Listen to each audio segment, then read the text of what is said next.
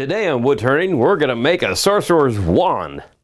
Tim's American Beauty was made by Robust Tools, America's premier lathe manufacturer. Robust. Built to turn wood. Enjoyed for a lifetime. Easy Wood Tools, best-in-class carbide wood turning tools. Far be it from me to not take advantage of blatant commercialism. Harry Potter is coming up on his 25th anniversary, and being trendy, I missed it by 25 years in the first time, didn't I? But anyway, so we're going to be making a sorcerer's wand. Wrong movie. Oh, yeah.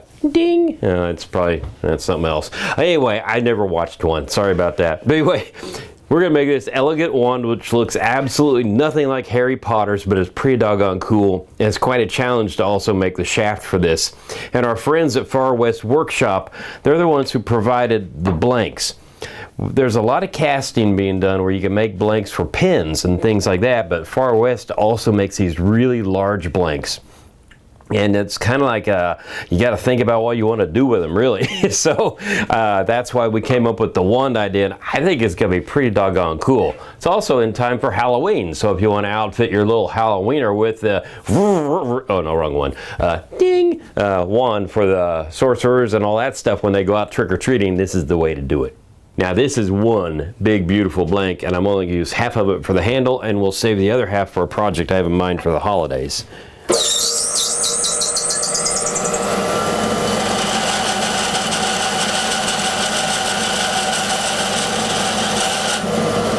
So, for assemblage of this has a tenon, so we have to put a hole in the handle.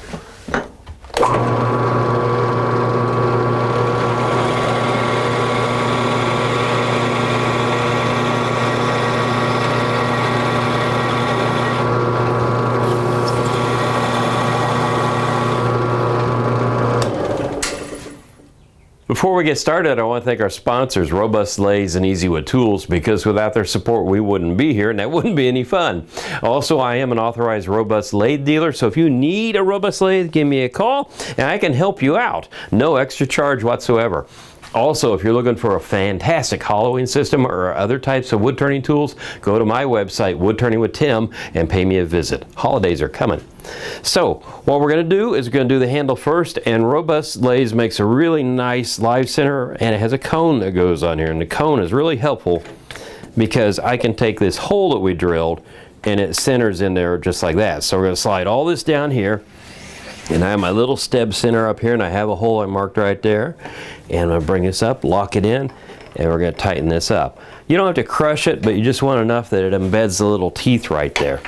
So I'm going to grab my tool of choice here, and we're going to round this out. So we're going to use a lot of carbide on this project because we're working with acrylic, and this cuts it beautifully. So Easy Wood has all sorts of different shapes. We're going to start with the square cutter first just to rough this out. Now, one thing to keep in mind is I've got a mask now. Why for such a little piece of wood? Well, when these blanks are poured, and about any of them you get, you notice you see all wood right here, right? Then when you turn here, you see green. You see some of the acrylic. That's a thin sheet there. So no matter what tool you're using, that might come off as one whole piece, and it'll be sharp and it could hit you. So you want to be safe and you want to wear a mask. Now we're going to start this up. Mask down. And bring our speed up. When you're turning blanks like this, you can just really crank the speed as much as you want. So we're going all the way to the top with our American Beauty lathe. It's got a nice high end. So we're going to bring in the edge of the tool here and push in. By using just the edge, I'm not engaging the entire tool, and it's easier to cut and it's safer. Because if I did the whole thing, there's a better chance I'm going to rip off a piece of this acrylic in here. You come from the side. So now we're getting in that little janky spot here. So if I take my time, it shouldn't come off, but at least I'm protected as it does. Let's stop that and see how it's doing. Whoa, big fella. See, it's going good. And that little tiny thin bit is not flying off, so we're doing great. You'll get a little bit of tear out sometimes with this because sometimes there's little bubbles in there or weaknesses, but that will all smooth out in the end when you take your final cuts and are careful about it.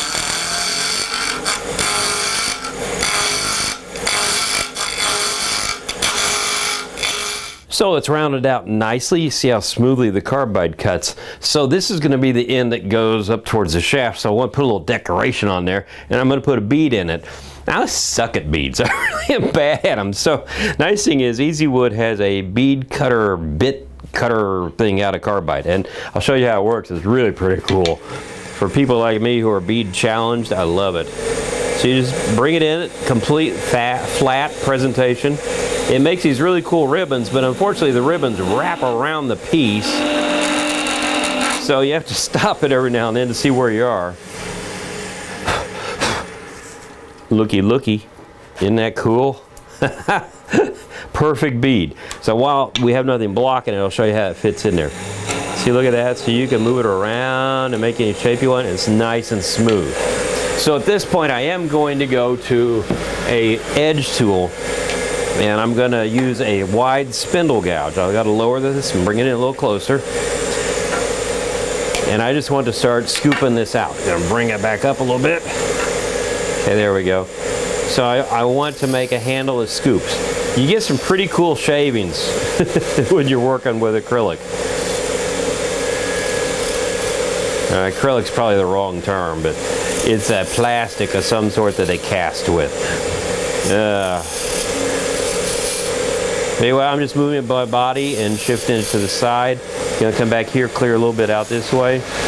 Now one thing that happens, you can see from Brian's angle how they got caught in there. These little fibers will just whip around like crazy. They don't hurt, but they catch on everything. So I'm just trying to narrow this out a bit to get the handle about right. So give me a minute and I'll shape this a bit, and we'll be ready to sand it.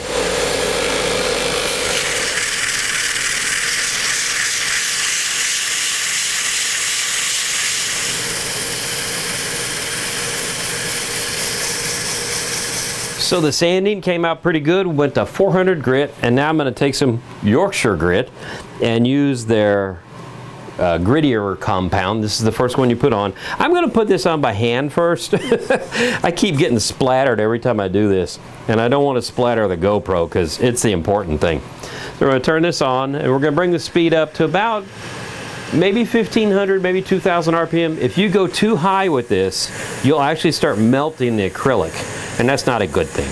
And so they take all your details out, and it gets sticky, and it's hard to work with. So I'm just pushing it on here. You can see the color change right away as it soaks this up. There's also wax in here, so it helps preserve the wood. So that is level 1. We'll buff off the excess here. And now we're going to go to the white Yorkshire grit, which is the microfine. And okay, we'll try not to splatter. I never win. And believe me, compared to wood, this tastes worse. So we use a little pressure, and look how glossy and shiny it gets now. I can feel the heat through the paper towel, so it tells me just to not push quite so hard. But this also is amazing because it works on the wood also. And this is, I think, is walnut burl. Really nice looking stuff. So let's stop this and see what it looks like. Ooh, that's pretty. Okay, so now I'm ready to do this long, thin little spindle, and this stuff flexes like crazy. So this is a spindle steady. It's much different than a spindle, than a center steady. A center steady has 3 wheels, comes around as big stuff and holds it. This has 2 wheels on this side, and so this pushes into it like that. So you can see how these are backstops for that, and as it spins, it's good. So I have this set up here. It's holding things in place, and thank goodness that Brent at Robust makes this really cool tool rest right here. So it takes me past this base down here, which is getting in my way, and allows me to come out to this end so I can turn. Again, we are going to go back to carbide, and my carbide choice here is really important. I'm going to go with a round carbide tip because I want just the smallest amount of tool touching this as I work. Now I'm just a tick high, so I'm going to lower this back down. You want to be absolutely on level flat like this. Okay, so I've got a little bit of a taper going here, so this gets wider over here and narrower here, and I'm going to start going back. Now I guarantee you, this is kind of like watching paint dry. So it's going to take a while. Now one thing you want to make sure of as you do this, now I'm going to go up just a tick, just a tick. You don't want to be lower than center on this, because if you are, this will go under and this will try to climb up on it and you've ruined the piece at that point. So I'll go like this, and I'm going to have to tighten this end every now and then as things go along. But it's just a long, slow process. If you put too much pressure on here, you're going to warp this and it's going to bend. So all that said, now it's going to be like watching paint dry.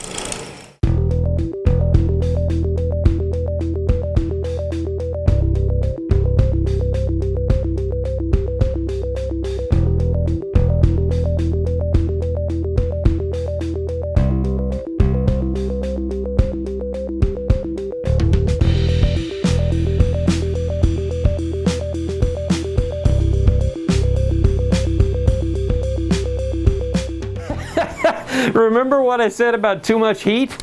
I've got a little bit of a bend in my wiggle waggle there. So I was trying to keep the pressure off of here, but the heat kind of made it bend. I might be able to get back straight, but yeah, there it goes. That it's kind of pliable now. Oh my gosh, that's funny as all get out. So I'm going to let that cool off straight for a minute before we go to the next step, because I got to be able to turn on this end and turn on this end, and right now it doesn't want to rotate much, it wants to wobble. So I've got to put a tenon on this yet, and I got to round this end off, so we'll see how lucky we can get. I'm going to turn this on, keep an eye on the wobble. I'm going to go at a slower speed. If this gets so much momentum going, it's going to fly off. So I have the diameter of the drill that I use transferred to my calipers here. Oops, okay, that's the problem. So I've got to tighten this just enough to put enough tension on it that it'll let me cut it without bending this any more it is already. See if this will work. Nope, okay. We need a drum roll with this or something. Okay, that's got some strength on it, that's got more wobble. Yeah, I need a real wizard's wand to get me through this. So here we go. Oh, now we're cutting. Let's see here. I'm starting on this end because if I make it too narrow by accident, that's no big loss because I don't need the whole thing. Let's see here. I'm just watching out of the corner of my eye, all that wobbling going on over there. This is hard to see because all these stupid little shavings get in the way. Yeah. Always towards the end of the project. Don't screw it up. Okay.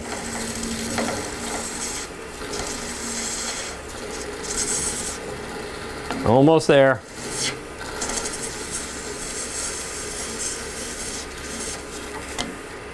It's the same diameter as my as my stem centers. That's part of the problem. Okay, guys, come on. Okay. This could be the longest segment of the show. Okay, it's wobbly again. So we get this going again.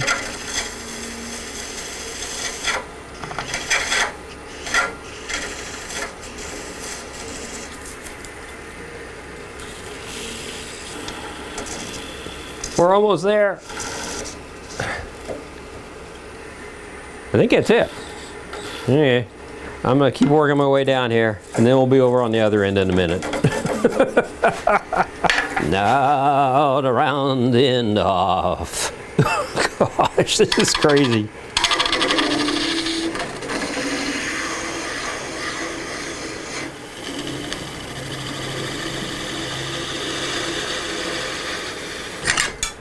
Okay, kids, what's the phrase for today? You can't learn from perfect, that's why you're watching me. Some idiot decided to go ahead and part it off, and I haven't done the finish yet. So, backing up, trying to figure it out. I've got a little cone cup on here with another type of center I have, so it's holding the end there, right? So, hopefully this will work. We're going to have to go at a slower speed to do our buffing, I think. We'll see how fast I go without getting in trouble. Yeah. So I've got to use some pressure down. This is shaking me down here to hold that in. Hopefully this will buff at this speed. I'm using a paper towel, so if anything gets caught up in here, it will just tear the paper towel away and not hurt me. Okay, yeah, that just about proved it right there. The problem is I got to keep tightening this, and when I tighten it, it gets bowier. Anyway, we'll get this one done. Hopefully it's enough. Okay, whew. Let's go for the next one, which will really buff it up, hopefully really good. Oops, I need that back. Forgot again, I gotta take off the old stuff. That's all, folks. Okay. Okay. Oh, well, I don't need that shirt anymore, do I? Okay. Hope this works. I need a little more speed, I think, so we'll see how this goes. Oh, God.